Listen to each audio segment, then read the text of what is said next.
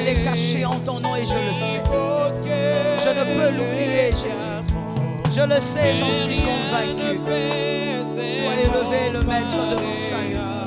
Sois élevé mon éternité. Sois élevé le Dieu excellent, Jésus. Sois élevé le Dieu véritable. Sois élevé le Dieu digne d'être aimé, digne d'être célébré. Aucun nom n'est comme le tien, Jésus. Aucun nom n'est excellent comme le tien, Jésus. Sois élevé au-dessus de toutes les richesses de la terre.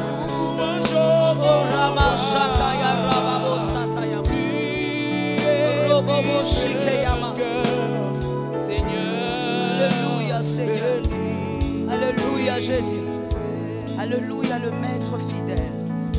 Alléluia, le Dieu incomparable. Alléluia, la source de grâce. Alléluia, le Dieu vivant.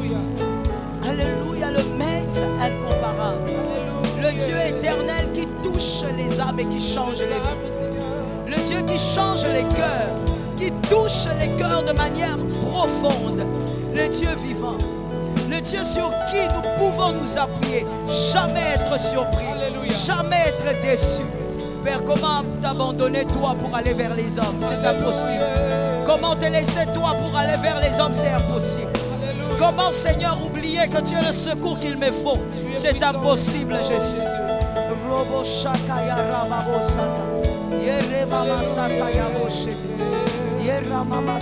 Merci, Seigneur. Merci, le Dieu de grâce. Merci, le rocher des âges. Merci, le Dieu fidèle. Merci, le Dieu qui ne change pas. Merci, Jésus. Merci, Adonai. Merci, le Dieu incomparable. Glorieux Jésus, venu d'en haut, précieux sauveur des hommes, à la croix tu subis la honte pour nous délivrer de la mort. Nous venons à toi, nous venons à toi, ô roi éternel. Nous inclinons nos cœurs devant toi, ô roi immortel. Ramachaka, Jésus, Jésus, le Dieu admirable, le Dieu véritable, le Dieu fidèle. Nous disons glorieux Jésus, glorieux Jésus, venu d'en haut, précieux sauveur des hommes. À la croix tu subis la honte pour nous délivrer de la mort. Et nous venons à toi, nous venons, Jésus de Nazareth, notre éternel, notre éternel, le Dieu admirable, le Dieu immortel, Jésus. Ô roi immortel, Rabashaka, Ramachete, Jésus qui habite avec les imparfaits. Merci Seigneur. Père, nous te rendons grâce. Nous te remercions, notre grand Sauveur. Ta fidélité est grande. Seigneur, nous pourrons le dire encore et encore que ta fidélité est grande. Ta fidélité est incomparable. Nous te rendons grâce pour tout ce que tu es. Nous te rendons grâce pour ta présence dans nos vies. Nous te rendons grâce parce que tu as décidé d'être notre Père, d'être notre Dieu, d'être notre ami. Nous te rendons grâce. Élevé soit ton nom. Merci pour ta précieuse présence. C'est au nom de Jésus que nous avons ainsi prié. Amen. Gloire à Dieu. Que Jésus soit béni. Que la grâce de nos vies soit bénie. Que celui qui change les vies soit béni. Que celui qui décide sur les destinées aussi soit béni. Que celui qui a le dernier mot soit béni. Que la victoire des hommes soit bénie. Nous avons un grand sauveur. Ce soir, par la grâce de Dieu, nous commençons un séminaire qui va nous prendre 3 jours, si le Seigneur le veut bien. Et ce séminaire, merci à vous, ce séminaire est intitulé « Le cri du sang ». Le cri du sang. Nous allons par la grâce de Dieu parler de ça en espérant que le Saint-Esprit va agir, va toucher et va changer ton cœur. Va te permettre de prendre des grandes décisions. Parce que 2020 est une année des grandes décisions. Ce n'est pas une année d'épidémie. Dieu a permis l'épidémie et nous vaincrons cette crise au nom de Jésus. Mais c'est une année des grandes décisions. Le séminaire est donc intitulé « Le cri du sang ». Le dictionnaire définit le sang comme un liquide rouge qui circule dans les vaisseaux à travers tout l'organisme. Ça, c'est la définition du dictionnaire. La parole de Dieu définit le sang dans Lévitique 17:11. Dans Lévitique 17:11, nous allons lire Lévitique 17, chapitre 17, verset 11. La Bible dit, « Car la vie de la chair est dans le sang. Je vous l'ai donné sur l'autel afin qu'il serve d'expiation pour vos âmes. Car c'est par la vie que le sang fait l'expiation. » Parole du Seigneur. Donc, selon la parole de Dieu, la vie se trouve dans le sang. La vie de tout être, que ce soit un être humain ou un animal, se trouve dans le sang. Voilà pourquoi dans l'ancienne alliance, Dieu interdisait au peuple de consommer l'animal avec le sang, car le sang était donc la vie. Nous allons constater pendant ce séminaire que la vie de l'homme a 3 grandes dimensions. Je bénis ceux qui écrivent, c'est important d'écrire même quand on est à la maison, c'est important. La vie de l'homme, je disais, a 3 grandes dimensions. La première dimension, selon Genèse 1, 26, c'est la dimension terrestre, c'est-à-dire c'est la vie que vous vivez sur terre. Depuis Genèse 1, 26, Dieu a placé l'homme dans le jardin d'Éden, a donné à l'homme la terre afin qu'il vive sur la terre. Donc la première dimension, c'est la vie terrestre que vous avez. La deuxième dimension de la vie, selon Jean 11, 25, c'est la dimension éternelle. Après cette vie, il y a une deuxième vie. C'est la dimension éternelle. L'esprit vivra éternellement dans la félicité de Dieu ou encore dans la géhenne. Tout dépend du choix, évidemment, que vous faites. Ça, c'est la deuxième dimension. Dans l'éternité, il y a une vie. La troisième dimension de la vie, selon Genèse 4, 10. J'aimerais qu'on lise aussi celui-là. Genèse 4, 10, parce que ça nous permettra de comprendre le reste. Genèse 4, 10. Voici ce qui est dit. Et Dieu dit, qu'as-tu fait? La voix du sang de ton frère crie de la terre jusqu'à moi. La troisième dimension de la vie, c'est cette vie qui est cachée dans le sang. Crie dans la présence de Dieu après votre mort. C'est-à-dire que la vie de l'homme qui est dans le sang, où il y a écrit l'histoire de l'homme, lorsque vous mourrez et que votre esprit vit dans l'éternité, il y a cette troisième dimension de la vie qui est le sang qui crie dans la présence de Dieu ou qui parle dans la présence de Dieu. Les 3 dimensions de la vie. Mais ce soir, nous allons plutôt parler de la troisième dimension, donc du sang. C'est comme ça que vous verrez dans Hébreux 12, 24, on nous parle du sang du Christ qui crie plus fort que le sang d'Abel. Alors qu'Abel est mort, Christ aussi, mort et ressuscité, mais on ne parle pas d'Abel et de Jésus en train de causer, mais on parle du sang qui crie. C'est-à-dire, Jésus a vécu les 3 dimensions de la vie. La première dimension de la vie sur terre, Jésus a marché sur les rues de Jérusalem. Et dans l'éternité, c'est le Christ qui est dans l'éternité. Notre Sauveur, c'est le Christ. Et la 3e dimension, c'est le sang de Jésus qui parle jusqu'aujourd'hui. C'est comme ça que le sang de Jésus dit justice. Le sang de Jésus dit pardon. Le sang de Jésus dit expiation. Le sang de Jésus dit transformation. Le sang de Jésus crie pour te sauver. C'est dans cette dimension qu'aujourd'hui, alors que le sang a coulé des siècles passés, mais aujourd'hui tu peux encore dire par le sang de Jésus, parce que le sang ne meurt pas, le sang parle. Le sang crie. Le sang s'exprime, même quand l'homme a disparu, le sang s'exprime.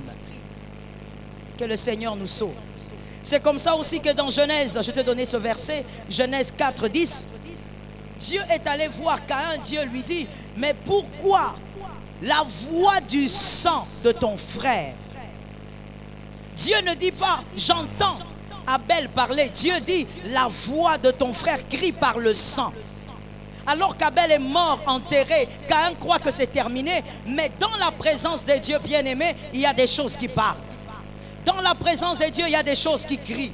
Lorsqu'un homme vit sur terre, après cette terre, il y a l'éternité. Soit au ciel, soit en enfer. Mais en dehors de ça, le sang de cette personne, dans la présence de Dieu, parle. Qu'il soit chrétien ou païen, dans la présence de Dieu, le sang de tout homme s'exprime. Voilà pourquoi je viens te dire ce soir, la vie ne s'arrête pas lorsqu'on meurt. Ce n'est que le début d'une autre vie. Que l'Éternel nous fasse grâce. Voilà pourquoi vous verrez aussi dans Éphésiens 1,7, on parle toujours de la délivrance, de la rédemption par le sang de Jésus. On ne dit pas que nous avons été sauvés à cause de la chair du Christ qui a été crucifié. Non, nous avons été sauvés par le sang. Parce que la chose qui parle, ce n'est pas la chair, mais c'est le sang. Parce que la chose qui s'exprime, même après la présence de cet homme sur terre, ce n'est pas la chair, mais c'est le sang. Dans Hébreux 13, 20, il est aussi écrit que le Dieu de paix qui a ramené d'entre les morts le grand pasteur des brebis par le sang d'une alliance éternelle. Même l'alliance éternelle que nous avons tissée avec Christ, c'est par le sang. Le sang s'exprime. Lorsque vous dormez, le sang de Jésus parle. Le sang de Jésus dit, il doit être protégé, il doit être gardé, il doit être sécurisé, parce qu'il est mon fils. Le sang de Jésus parle. Vous pouvez aussi prendre Matthieu 26, 28, un verset qui nous démontre que c'est par le sang que nous sommes rachetés. Pourquoi la Bible dit que le sang de Christ crie plus fort que le sang d'Abel? Parce que le sang de Christ porte un témoignage plus grand que le sang d'Abel. Le sang de Christ dit, je les ai délivrés. Le sang de Christ dit, je les ai libérés. Le sang de Christ porte un plus grand témoignage que le sang de n'importe quel homme qui est déjà mort. Le sang de Christ. À cause du sang du Christ qui crie très fort, aujourd'hui tu peux être rassuré de ton salut. Tu peux être rassuré de ta protection.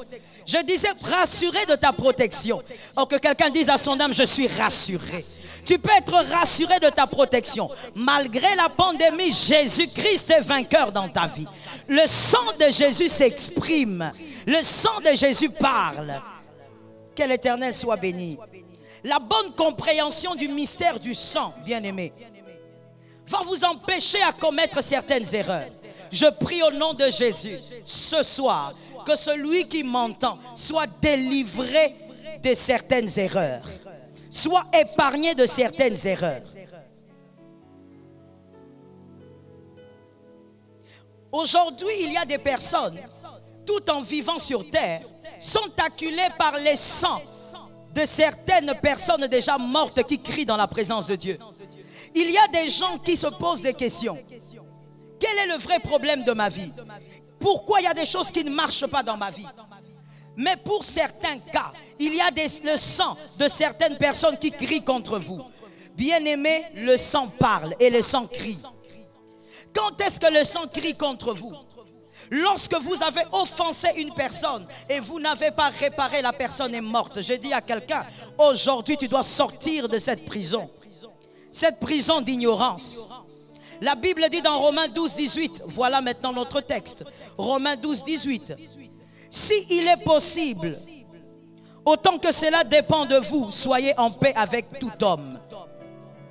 Si cela est possible, autant que cela dépend de vous, soyez en paix avec tout homme. Ma prière ce soir est que tu sois en paix avec tout homme tant que cela dépend de toi. Merci de dire Amen 3 fois. Tant que cela dépend de toi, que tu sois en paix avec tout homme. Pourquoi? Parce que lorsqu'on a des conflits, des problèmes avec les gens, des fois on ne sait pas que mal gérer ces problèmes peuvent nous créer des problèmes toute la vie. Il y a des personnes avec qui tu as eu des conflits. Ces personnes sont mortes. Tu t'es dit l'affaire est terminée. La personne est morte. Que ça soit dans la famille ou ailleurs. Mais tu dois savoir que le sang parle. Le sang crie. La personne est morte, mais dans la présence de Dieu, le sang parle contre toi. Au nom de Jésus, ma prière est qu'aucun sang ne crie contre toi. Qu'aucun sang ne parle contre toi. Même dans la nation bien-aimée, il est important, dans toute nation, de ne pas se réjouir inutilement lorsqu'on a des martyrs. S'il y a des martyrs dans une nation, il faudrait que ceux qui sont restés soient capables d'assurer le combat de ces martyrs. S'il n'y a pas de gens pour assurer le combat des martyrs, le sang qui a coulé dans la nation va crier contre la nation. Voilà pourquoi vous constaterez qu'il y a des nations qui sont toujours en problème, qui sont toujours en problème avec eux-mêmes. Pourquoi? Parce que le sang qui a coulé, personne n'a assuré, n'a continué le même combat. Le sang parle toujours. Le sang crie toujours. Je reviens en disant, lorsque vous avez des conflits avec une personne, comme la Bible le dit, veillez à ce que vous soyez en paix.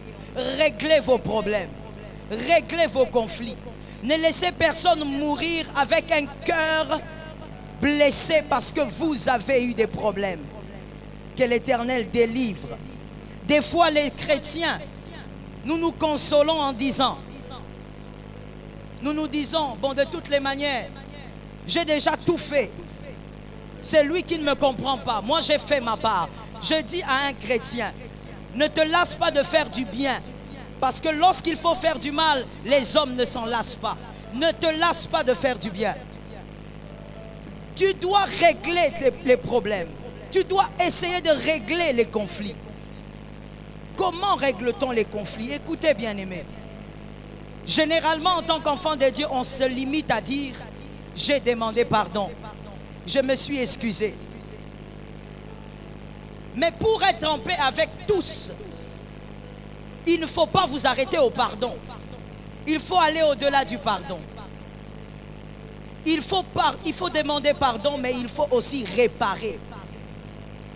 Voilà les secrets d'un équilibre de vie spirituelle. Vous devez demander pardon, mais au-delà du pardon, il faut réparer. Généralement, nous les chrétiens, nous nous limitons à demander pardon et on oublie la réparation. Celui qui demande pardon sans réparation ressemble à une maison qui a une fondation, mais qui n'a pas de mur élevé. Il n'y a pas d'élévation. Une maison qui a une très bonne fondation, mais dont les murs n'ont pas été élevés. Donc, c'est une maison inhabitable. Après le pardon, doit venir la réparation. Que l'Éternel nous soutienne. Et que quelqu'un décide au nom de Jésus de réparer certaines choses ce soir. Que quelqu'un comprenne au nom de Jésus qu'il y a certains conflits que tu maintiens ou que tu penses avoir terminé, mais qui n'ont jamais été réellement achevés parce qu'il n'y a pas eu réparation. Que l'Éternel nous fasse grâce et que l'Éternel t'aide à réparer. Que l'Éternel t'amène à comprendre la dimension de la réparation. Il y a certains chrétiens aussi qui disent, de toutes les manières, ce conflit-là est vieux. Depuis un moment, on parle bien. Non, mon frère, quand tu étais en problème avec quelqu'un, ne te contente pas de laisser le temps travailler. Il y a des chrétiens comme ça. Ils se contentent à laisser le temps travailler. C'est-à-dire que les jours passent, que les années passent. Et quand je veux le voir, tout va aller bien. Non, le temps n'est pas... Le temps n'est pas un élément qui efface les offenses. Il faut corriger ça dans ton esprit, bien-aimé. Le temps n'est pas une gomme qui efface les offenses. Ne te console pas de cette manière. Ne va pas te consoler en disant « Nous causons bien, donc l'histoire est oubliée. » L'histoire sera oubliée lorsqu'il y aura pardon et réparation. Sois en mesure de réparer. Si tu ne répares pas, bien-aimé, tu ressembles à celui qui est comme le fils prodigue. Le fils prodigue est venu, il a demandé pardon. Son père l'a pardonné. Mais voyez-vous, la Bible ne nous révèle pas qu'est-ce que son père lui avait promis. Parce que la Bible s'est arrêtée à nous montrer qu'il avait demandé pardon. Mais on n'a pas vu là où il avait travaillé pour la réparation. Au nom de Jésus de Nazareth. Bien-aimé, si tu ne veux pas qu'il y ait le sang qui grille contre toi un jour, lorsque tu as offensé un homme, va demander pardon et travaille pour la réparation. Que quelqu'un me dise, je dois travailler pour la réparation. Travaille pour la réparation. Des fois dans l'orgueil humain, des fois dans l'orgueil de la chair, nous refusons la réparation. Nous refusons de travailler dessus. Oh, bien-aimé, j'ai entendu des gens dire, j'ai essayé de faire du bien, mais il n'y a pas de retour. Bien-aimé, tu ne fais pas le bien pour des retours. Tu ne fais pas le bien pour qu'il y ait du retour. Le bien que tu fais, c'est parce que tu es de la nature divine. Pourquoi est-ce que Dieu fait le bien? Parce qu'il est Dieu. Pourquoi est-ce que Dieu fait le bien? Parce qu'il est de la nature de celui qui ne peut que faire le bien. Tu as la divinité en toi. Cette divinité doit te pousser à faire le bien sans attendre le retour. N'attends pas le retour, fais le bien encore. N'attends aucun retour, fais le bien encore. D'ailleurs, plus il n'y a pas de retour, attelle-toi à faire le bien. Jésus est fidèle. Que l'Éternel nous aide. Il y a donc, bien aimé, ce piège. Regardez ce qui se passe dans Luc 23, 34. Dans Luc 23, 34, vous allez constater ceci. Christ dit, Père, pardonne-leur. Mais après avoir dit cela, Christ ne se limite pas à dire, Père, pardonne. Christ répare. C'est-à-dire, Christ meurt pour ces gens inconscients. Christ accepte de mourir. Christ va toujours vers la réparation. Et vous allez voir dans Luc 22, 50 à 51. Luc 22, 50 à 51. Vous verrez encore là-bas, là qu'on vient arrêter Jésus. Il y a donc Pierre qui est fâché, qui coupe l'oreille. Jésus lui dit, arrête, laisse ça. Une manière de dire à Pierre, arrête avec ces gens de conflit, ce n'est pas important. Mais Jésus passe à la deuxième étape, que quelqu'un me dise deuxième étape. Jésus passe à la deuxième étape, il prend l'oreille, il remet en place. Qu'est-ce que Jésus t'enseigne? Après le pardon, il faut réparer. Il ne suffit pas de dire, j'étais parti, j'ai demandé pardon. Après avoir demandé pardon, tu dois avoir l'humilité de réparer. Bien-aimé, lorsque tu refuses de réparer, tu vas perdre la place que Dieu te donne dans les cœurs des hommes. Je répète ça pour un homme intelligent. Tu vas perdre la place que Dieu te donne dans les cœurs des gens. Et pourtant, on a besoin d'entrer dans les cœurs des gens pour atteindre ses objectifs. Personne ne pourra atteindre ses objectifs sans entrer dans le cœur de quelqu'un ou des personnes. Regardez Jésus, lui-même qui est Dieu. Avant de venir sur terre, il devait convaincre le cœur d'une petite fille qui s'appelait Marie. Lorsqu'il a conquis le cœur de Marie, il est entré dans ses entrailles. Jésus a choisi ses disciples, il a conquis les cœurs de ses disciples. Tu ne peux pas atteindre tes objectifs si tu n'entres pas dans les cœurs des gens. Laisse-moi prophétiser et dire à quelqu'un, très souvent, avant d'entrer au palais, il faut entrer dans le cœur d'un homme. Comme Joseph, avant d'entrer dans le palais, il est entré dans le cœur de les chansons. Toi aussi, avant d'atteindre tes objectifs, il y a des cœurs dans lesquels toi tu dois entrer. Refuse donc de briser ça. Refuse donc de détruire cela. Le pardon est une puissance, mais la réparation pérennise le pardon. C'est la réparation qui pérennise le pardon. Lorsque vous réparez, vous restaurez le cœur de celui que vous avez offensé. Vous restaurez le cœur de votre offenseur. N'attendez pas que la personne meure. Oh, j'ai entendu des gens dire, ils étaient en conflit avec certaines personnes, mais à la mort de celui qu'on avait offensé, ces personnes se mettent à dire, oh non, avant qu'il ne meure, on riait bien, on racontait de belles histoires. Il ne s'agit pas de rire ensemble. Rire ensemble, ce n'est pas ça la réparation. Travaille pour la réparation. Travaille pour arranger ce que tu as détruit. Lorsque tu bâtis une maison et qu'il y a quelques briques qui tombent, tu vas aller chercher d'autres briques pour rebâtir le mur. Je dis au nom de Jésus de Nazareth, par la puissance du Saint-Esprit, rebâtis le mur. Le diable a piégé beaucoup de personnes à ce niveau-là. Le diable a trompé plusieurs, a trompé votre vigilance. Il vous laisse des fois vous limiter au pardon. Et vous dites, c'est fini, j'ai déjà demandé pardon. Bien-aimé, même dans le foyer, lorsque vous offensez votre femme, vous offensez votre mari, il ne suffit pas de dire, pardonne-moi. Non, après le pardon, répare. La réparation redonne la confiance. Qui a dit amen? La réparation redonne la confiance. Lorsque vous réparez, la personne même que vous avez offensée vous redonne confiance. Et je l'ai dit tout à l'heure, tu as besoin des cœurs des hommes. Tu as besoin de ces cœurs-là pour être insensé. Tu as besoin de ces cœurs-là pour vivre ce que Dieu avait promis. Si Esther n'était pas dans le cœur de Mardoché, Esther ne serait pas un jour reine. Au nom de Jésus de Nazareth, les personnes que tu as offensées, les cœurs qui t'ont rejeté, que par la grâce de Dieu, que Dieu te donne la force de réparer et que tu rentres dans les cœurs de ces personnes. Que tu rentres dans la confiance de ces personnes. L'Éternel est fidèle, il peut le faire. Si vous ne le faites pas et que cette personne meurt, bien-aimé, le sang va crier contre vous. Le sang, comme le sang d'Abel a crié contre Caïn, le sang criera contre vous. Et lorsque le sang crie contre vous, le sang ne crie pas devant le diable, le sang crie devant Dieu. Donc vous voyez, bien-aimés, nous avons des gens ici. Vous êtes vivants puisque vous m'écoutez.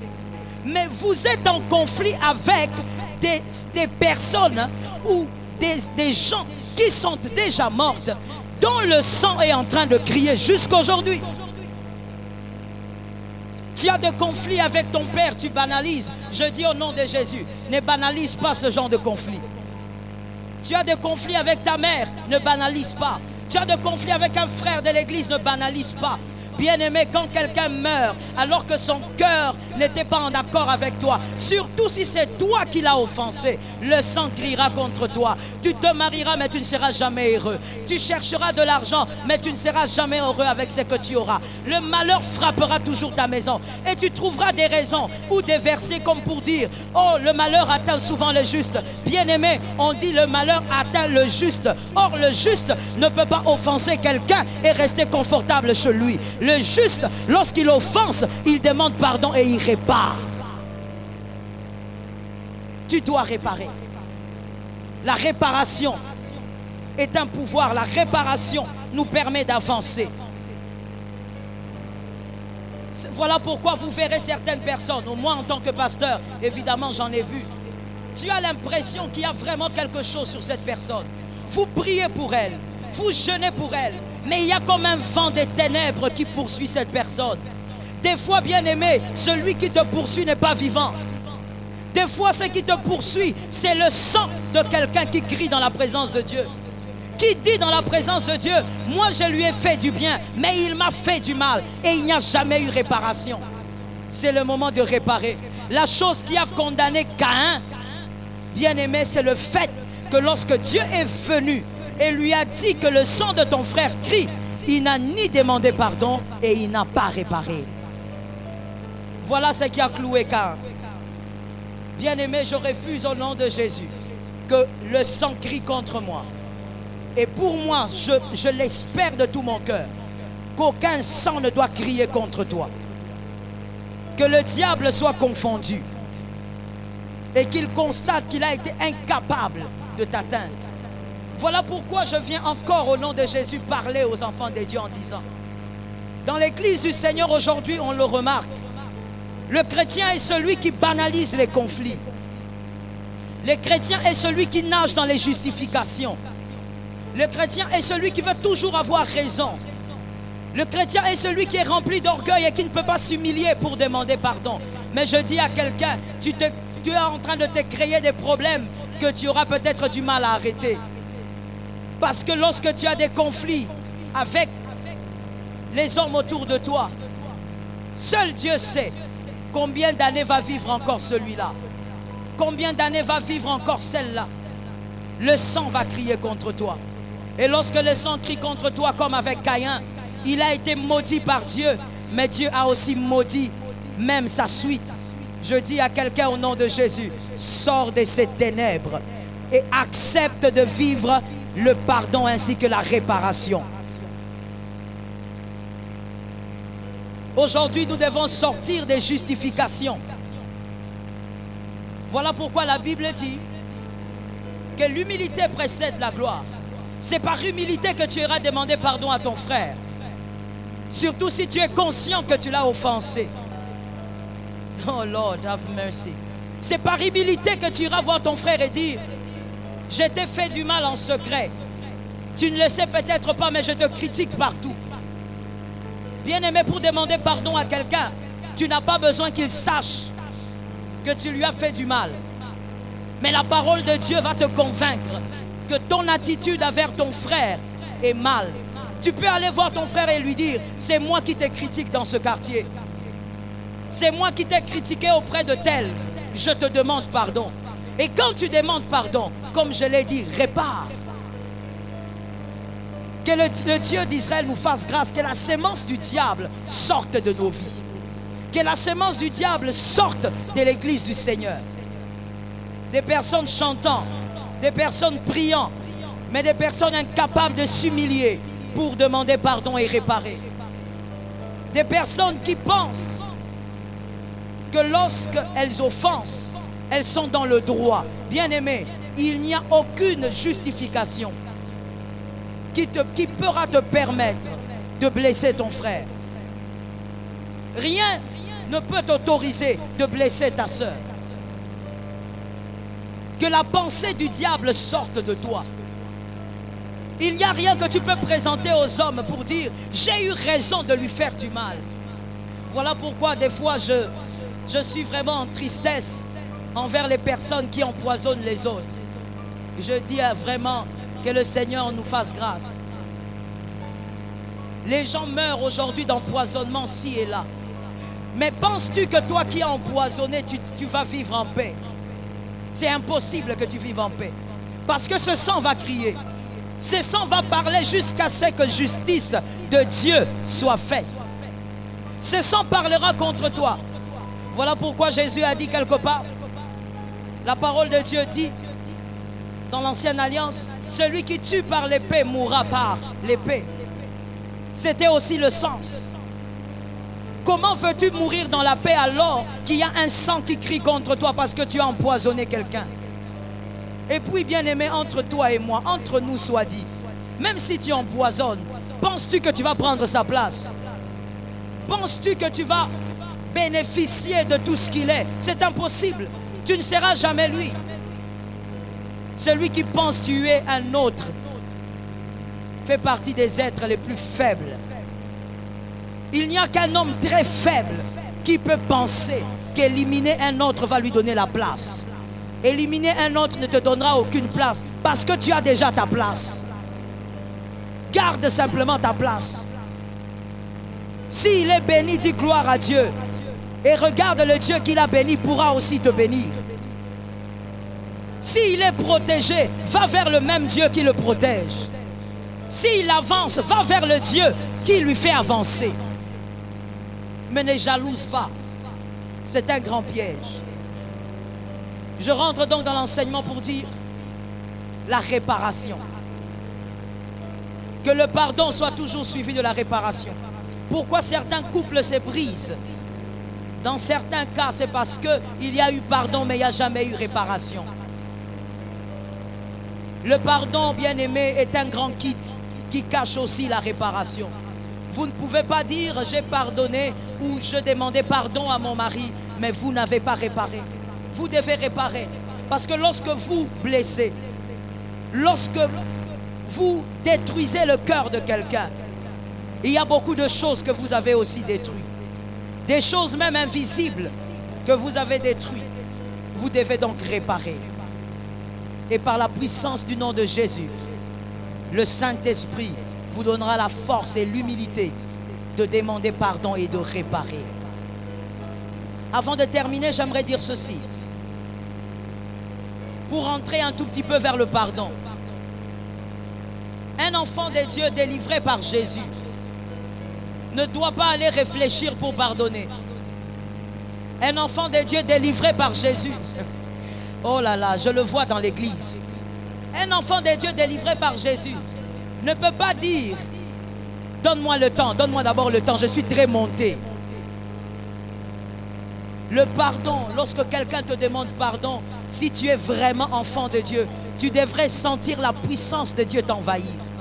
Tu devrais sentir le divin t'envahir parce que le pardon est divin. Tu ne peux pas dire non, non, non, je suis tellement fâché que appelle-moi demain, on va parler. Oh frère, je m'excuse de te le dire. Tu as la sémence des païens. Tu es païen. Tu ne peux pas prendre des heures pour pardonner à ton frère. Tu ne peux pas prendre des jours pour pardonner à ton frère. Parce que le pardon est divin. Et si toi tu es divin, tu dois le ressentir en toi. Et tu dois pardonner automatiquement. Là, je suis du côté de l'offensé. Celui qui a été offensé. Lorsqu'on vient de demander pardon, tu ne dois pas faire toute une réunion autour d'une offense. Pendant qu'on te demande pardon, demande au Saint-Esprit de te donner la force de pardonner immédiatement. Parce que tu es enfant de Dieu. Tu n'es pas un païen. Tu as été racheté par Christ. Lorsque Christ est mort pour toi, il t'a pardonné même des péchés que tu n'avais pas encore réalisés. Il t'a pardonné. Il n'a pas attendu que tu viennes lui demander pardon. Il t'avait déjà pardonné. C'est au nom de quoi que toi, quand tu dois pardonner, tu dois prendre ton temps. Et tu trouves ça normal. Ce n'est pas normal. C'est la sémence du paganisme. Sors de cette vie-là. L'offensé, même quand on a mal, demande au Seigneur de te donner la force de pardonner. Dès qu'on te demande pardon, que le pardon coule en toi. Que quelqu'un dise que le pardon coule en moi. Que le pardon coule en toi. Et je rentre maintenant pour terminer du côté de l'offenseur. Tu as offensé quelqu'un. Bien-aimé, j'aime souvent le dire dans les enseignements sur le pardon. La douleur est relative. La blessure est relative. Tu peux avoir dit quelque chose. Toi, tu dis, moi, je n'ai pas trouvé ça grave. Mais si lui, il a trouvé ça grave, demande pardon. Demande pardon et répare. Demande pardon et arrange. Ne te limite pas à dire, moi, oh, j'aime la phrase que les chrétiens aiment sortir. Quand je dis j'aime la phrase, c'est parce que ça m'amuse. Parce qu'en réalité, ce n'est pas une phrase correcte. Généralement, les chrétiens aiment dire, non, moi, selon moi, je n'ai pas mal parlé. Selon moi. D'ailleurs, je n'ai pas fait ça avec des mauvaises intentions. Bien-aimé, la douleur est relative. Si l'autre a été choqué, demande pardon et répare. Si toi, tu l'as trouvé bien, mais l'autre te dit, c'était un choc pour lui, demande pardon et répare. Refuse qu'après la mort de quelqu'un, que son sang crie devant Dieu contre toi. Je vous demanderai d'écrire, petit a, la réparation. Nous allons parler de ça demain. Comment réparer? Parce que comment demander pardon? Vous savez comment demander pardon. Vous allez vous humilier et demander pardon à une personne. Lorsqu'on offense quelqu'un, bien-aimé, la moindre des choses, c'est d'avoir l'humilité de réaliser qu'on a offensé et qu'il faut demander pardon. Mais maintenant, le point A, on va en parler demain, la réparation. Comment réparer? Lorsqu'on a demandé pardon à quelqu'un, comment réparer pour regagner sa confiance? Comment réparer pour rentrer dans son cœur alors qu'on était déjà sorti? Lorsqu'on est marié, comment demander pardon et réparer pour que l'unité revienne, pour que l'harmonie revienne, pour que votre atmosphère spirituelle soit positive? Comment faire? Comment réparer? On va parler du comment réparer demain. Et par la grâce de Dieu, je sais que tu seras béni. Que le Seigneur nous soutienne et que l'Éternel bénisse sa parole. Nous allons maintenant prier, bien-aimés, selon la parole que nous avons entendue. Tu as senti dans ton cœur que tu dois demander pardon à quelqu'un. Ne dors pas sans le faire. Tu as senti dans ton cœur que tu as offensé des gens mais qui sont mortes. Et malheureusement le sang gris devant Dieu. Je veux prier avec toi que le Seigneur te fasse grâce. Mais avant tout cela, j'aimerais que tu élèves ta voix, que tu élèves tes mains et que tu demandes au Seigneur pardon pour toutes les fois où tu as refusé d'être en paix avec les autres, pour toutes les fois où tu as été la cause des problèmes dans la vie des autres. Nous prions au nom de Jésus. Père incomparable, Dieu fidèle, Seigneur, oui, nous venons nous recommander entre tes saintes mains et nous te prions au nom de Jésus. Soutiens-nous, Saint-Esprit. Père, là où nous avons troublé, nous avons dérangé les cœurs, nous avons déstabilisé certaines vies. Tu es le seul capable de nous pardonner et d'effacer, Seigneur, ces transgressions. Nous venons humblement dans ta présence te demander de nous donner la force d'être loin des conflits. Donner la force, Seigneur, d'être des personnes meilleures. Nous donner la force d'aimer comme toi tu aimes. De respecter notre prochain comme toi tu le veux. Seigneur, fais-nous grâce. Saint-Esprit, fais-nous grâce. Nous avons besoin de cette grâce. Nous avons besoin de ton soutien. Nous savons, Père, que le combat est continuel. Seigneur, la chair réclame autre chose. Mais toi, tu nous permets, Seigneur, d'être des hommes meilleurs. La chair réclame, Seigneur, la discorde. Mais toi, tu nous permets d'être des personnes différentes.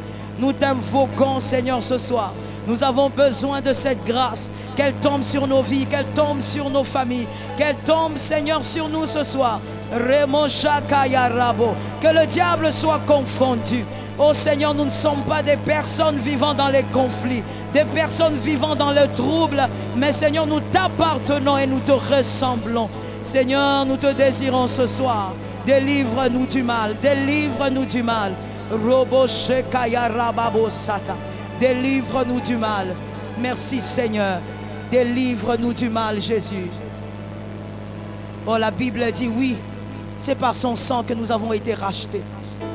Bien-aimé, il y a le sang qui crie peut-être contre toi aujourd'hui parce que tu as permis à quelqu'un de mourir sans avoir réglé vos problèmes. Mais il y a un sang qui crie plus fort que le sang d'Abel. C'est le sang de Jésus.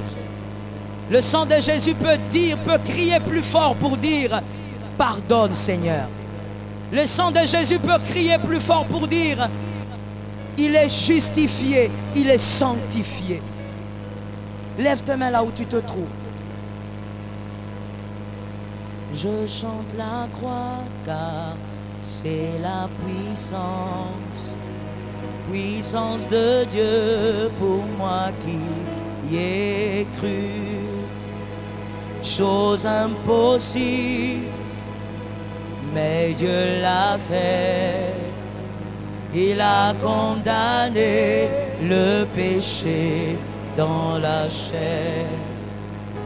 Je chante la croix car c'est la puissance.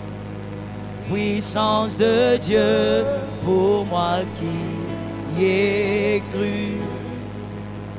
Chose impossible, mais Dieu l'a fait. Il a condamné le péché dans la chair. Chose impossible, pour tout humain, par un danger des esclaves du péché. Il l'a fait et m'a libéré. Lui seul a pu m'affranchir du péché. Lève tes mains là où tu te trouves, je veux prier pour toi. Seigneur incomparable, Dieu vivant, je te recommande mon frère, ma soeur. Seigneur, il y a un sang qui crie contre lui. Il n'a pas eu le temps de réparer avec celui-là qui est parti aujourd'hui. Je te prie au nom de Jésus, par le sang de Jésus qui crie plus fort que le sang de tout homme. Seigneur, qu'il soit pardonné, qu'il soit purifié, qu'il soit justifié ce soir. Seigneur, que ton sang nettoie ses erreurs, que ton sang nettoie ses péchés, que ton sang efface, Seigneur, sa transgression. Je te prie au nom de Jésus, Seigneur, fais grâce à celui-ci. Que sa vie ne soit pas condamnée par un sang qui crie. Que sa vie ne soit pas limitée à cause d'un sang qui crie contre lui. Que sa vie ne soit pas en danger continuellement à cause d'un sang qui crie contre lui. Seigneur, même s'il ne savait pas que ce qu'il est en train d'endurer, c'est à cause du sang qui crie contre lui, à cause de sa foi ce soir, Jésus les libère, mon frère, libère ma soeur, qu'il soit libre, délivré de cette prison, délivré de cette emprise. Fais grâce, Seigneur, accomplis ces choses. Je crois que tu le fais car tu es fidèle. Je crois que tu le fais car tu n'es pas un homme. Je crois que tu le fais car ton désir est de voir mon frère, ma soeur libérés de tout pouvoir, libérés de toute oppression. Seigneur, je déverse ton sang précieux dans les maisons. Je déverse ton sang précieux dans la vie de celui qui m'écoute. Je déverse ton sang précieux, Seigneur, dans le cœur de celui qui a besoin de toi pour pardonner les offenses qu'il a subies. Je déverse ton sang précieux. C'est au nom puissant de Jésus que j'ai ainsi prié. Amen. Soyez abondamment bénis. Que la grâce ne vous quitte pas. Que la main des dieux ne vous quitte pas. Demain, nous continuons notre séminaire à partir de 17h30. Par la grâce de Dieu, nous allons enseigner comment réparer. Soyez bénis chez vous et que le Seigneur vous comble. Amen.